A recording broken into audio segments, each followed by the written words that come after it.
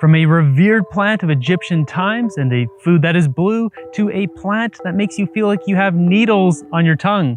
This is all coming up on this episode of Foods You've Never Heard of. Number 10, ground cone. The ground cone is a longtime food source of North American tribes. The root of this plant was peeled and eaten raw.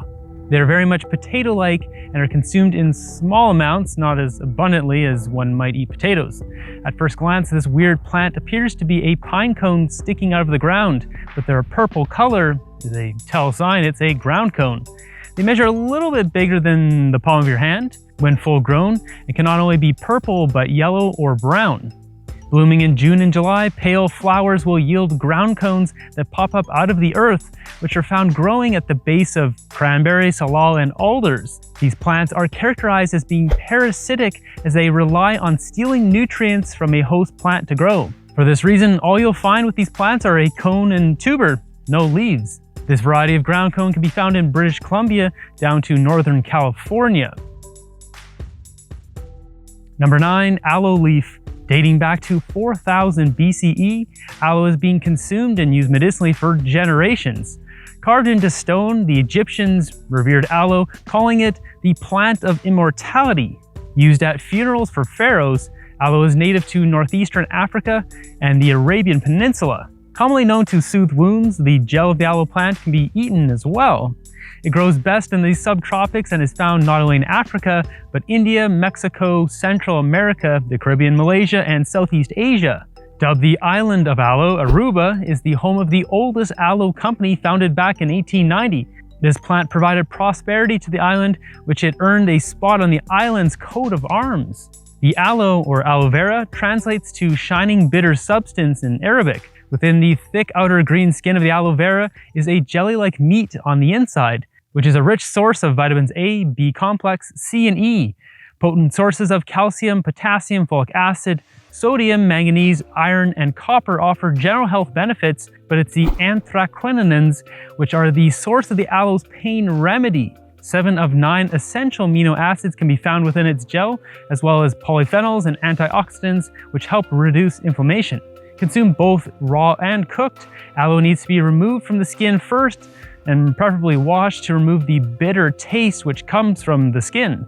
Added to smoothies as a thickener, is used in drinks, soups, yogurt, acai bowls, or cooked. When cooked, it is usually cubed, or in the case of soups, added near the end of the cooking process. To best enhance the aloe, citrus juices, salt, sugar, or spices are mixed with it, sometimes to a summer salad or vegetable dishes. Number 8, blue Hubbard squash. Having ancestral roots coming from South America, the blue Hubbard squash has a long road to its creation. Seeds brought north during the 19th century, as legend states, by Captain Knott Martin, ended up in his sister's hands, Sarah Martin, who planted them in her garden.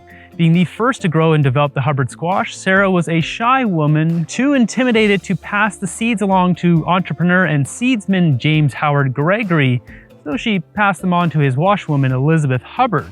Elizabeth gave the seeds to Gregory, who released the first Hubbard squash in 1854, known as the Green Hubbard. Between this time and 1870, the birth of the blue Hubbard squash, Gregory developed an improved green Hubbard squash and marblehead before accidentally stumbling upon the blue Hubbard. The blue was created by a chance mix of the marblehead and Middleton, which was officially commercially released in 1909, which has become the most well-known Hubbard squash in the world.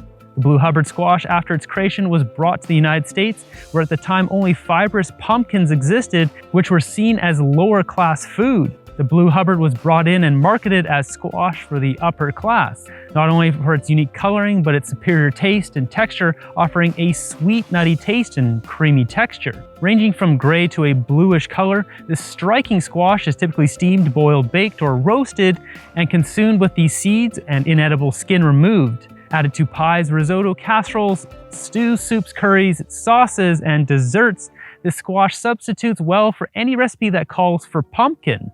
They're rich in potassium, vitamin A and C, beta-carotene, niacin, iron, and pairs well with savory and sweet dishes, and lasts quite a long time after picked. Mine lasted at least 8 months, sitting on my counter before I got around to eating it. Like most squash, this fall harvest squash is one you should add to your must-try list. Number 7, Redcap Scaper Stalk. The Redcap Scaper Stalk is not only a decorative but delicious mushroom. Off-white stalks covered in scabers, or these little fluffy tufts going up the stalk, are capped. The cap is smooth and measures upwards of 6 inches or 15 centimeters. This mushroom has a slight, pleasant aroma with dense, firm mushroom flesh. These mushrooms are added to stews and soups, fried, steamed, or dried for later. They typically grow along poplars, aspen, and willows and are tricky to find a balance of being bug-free. As the mushroom ages, the stalk will become tough, leaving it without any intruders, but the cap will have new residents. Some claim smaller specimens can be eaten raw, where others state it's important to cook and dry them before consuming it to make sure that they are safe to eat. Either way, take a mushroom expert with you if you intend to harvest and eat wild mushrooms. Number 6, Bowling Red Okra. Grown since the 1920s by the Bowling family of Virginia, hint hint, this heirloom variety reaches 8 feet or 2.4 meters tall. Red vein stems and leaves surround the pods that can grow up to a foot in length. The Bowling Red Okra offers an earthy taste with sweetness greater than that of the common green okra. Now okra, the Bowling Red is no different, is a member of the mallow family, which is the same as hibiscus, cotton, and cacao. If you've never had okra, they are fuzzy and firm with a white membrane, seed packet, and slime inside. The okra fruit will develop quickly within 5 days, which is a sign of a healthy plant. Okra is like the banana to smoothies. It's creamy, a little slimy, and used as a thickening agent in Cajun gumbo and soups. Not only cooked down into soup and stew, they can be roasted, baked, steamed, dried, and found canned or pickled. The slimy gook inside the okra is said to ease digestion and contains folate, manganese, and vitamins A and C. Number 5, Slippery Silk Beans. A Honduran variety, the slippery silk bean is known for its fast cooking time and creamy, rich taste.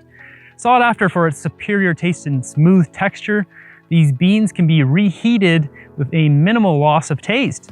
They're traditionally cooked over an open fire and in a staple in kitchens across Central America. Also called the Salvadoran red bean, they're traditionally cooked with onion and garlic.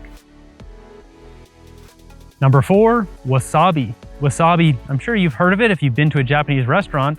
It's that green paste that comes with your sushi, right? Well, traditionally, yes, in Japan, but typically no, that green paste at sushi restaurants is actually horseradish with green food dye, as wasabi is very expensive to produce. Wasabi is a root that grows in very waterlogged soil or commercially grown only in water. The root is brown with inner green flesh. Both the root and leaves and stems are edible. The root is mostly devoid of aroma until you grate it. Its spicy, hot mustard pungent smell is revealed. There are different types of wasabi, such as oka, a wasabi with a less intense taste that lasts longer, and sawa, the aquatic wasabi that features a short but intense burst of spiciness. Technically a cruciferous vegetable, the wasabi can be used as horseradish would be. Horseradish has a much more abrasive eating experience to it, where wasabi, while spicy, is much more enjoyable and complex in its taste. Added to salads, sushi, sauces, the field wasabi is much more common than the sawa or the aquatic wasabi, which is more of a delicacy. While popular in Japan, it is also grown in wet rainforest areas of Oregon and British Columbia, where I'm standing now.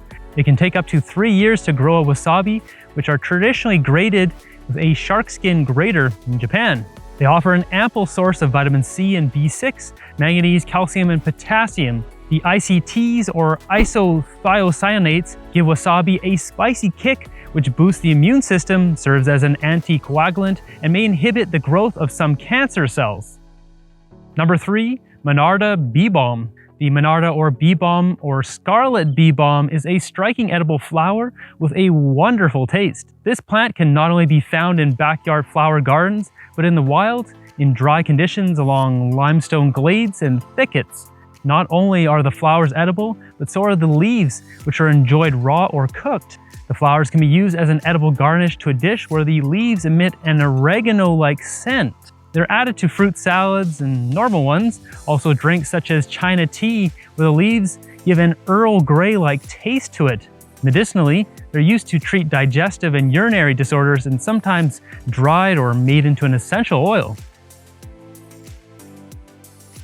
Number 2, Amomum xanthophlebum. Found in Southeast Asia, more specifically Indonesia and Malaysia, this wild plant yields a large edible flower.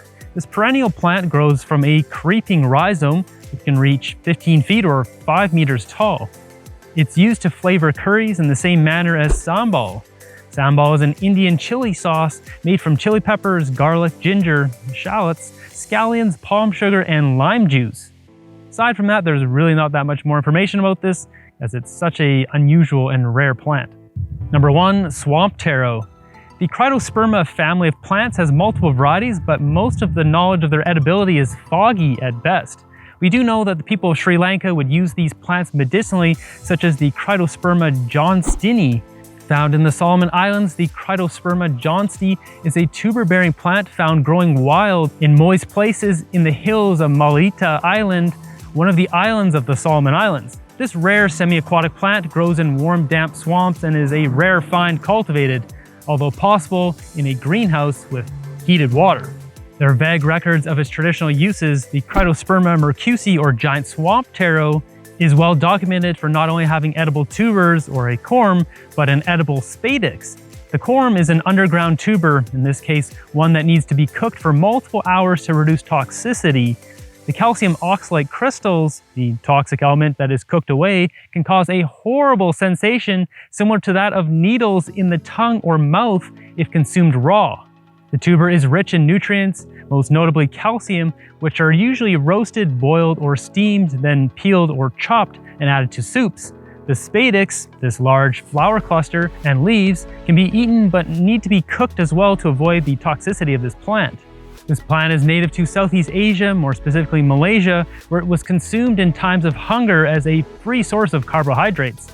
The Cryptosperma johnsti, while native to Indonesia, is found in many other island nations like Fiji, Samoa, and the Cook Islands. Which one of these unusual foods would you like to try the most? Share it in the comments below, and until the next episode, have a good one. Number 7, red cat. It's another mosquito. What's he doing? Chainsaw, chainsaw, chainsaw. Why? Go away, chainsaw. Now there's an airplane. Chainsaw! There are vague records of its traditional uses. The chainsaw is just gonna keep cutting trees down forever.